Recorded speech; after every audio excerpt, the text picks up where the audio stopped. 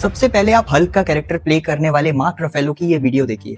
We're in the middle of a war with Venezuela that we illegally invaded. He's telling the world that international law doesn't matter to him. The only thing that matters to him is his own morality. But the guy is a convicted felon or convicted rapist. He's a pedophile.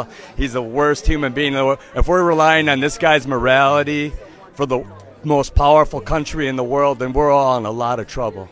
I do agree कि Trump is not a good human being. He is a convicted pedophile rapist as per the Jeffrey Epstein case. और मुझे समझ नहीं आ रहा कि क्यों ये बंदा अभी तक प्रेसिडेंट है अमेरिका का।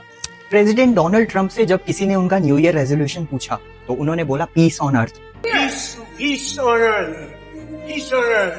और उसके 2 दिन के बाद ही उन्होंने वेनेजुएला पे अटैक कर दिया और वहां के प्रेसिडेंट को अबडक्ट कर लिया।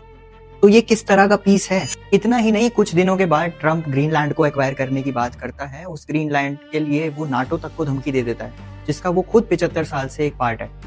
सिर्फ इस एक आदमी के वजह से पूरे वर्ल्ड की जियोपॉलिटिक्स हिल गई है। ये अपनी पावर का गलत इस्तेमाल कर रहा है और इसने वर्ल्ड लॉज को मजाक बना दिया है। घूम फिर कर सारी बात यहीं पर आती है कि ट्रंप जेफरी एप्स्टीन केस से सिर्फ और सिर्फ लोगों को डिस्ट्रैक्ट करना चाहता है। वो किसी भी हद तक जा सकता है, वो सारे लॉज को ब्रेक कर सकता है, वो मास जीनोसाइड्स तक कर सकता है।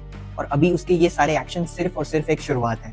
लेकिन इस बार ये सारी चीजें अमेरिकन पब्लिक को भी समझ आ रही हैं। इसीलिए हॉलीवुड के बड़े बड़े एक्टर्स गोल्डन ग्लोब जैसे बड़े प्लेटफॉर्म से अपनी वॉइस को रेज कर रहे हैं। वैसे आपका क्या ओपिनियन है इस टॉपिक पर? अपनी राय कमेंट्स में बताइए।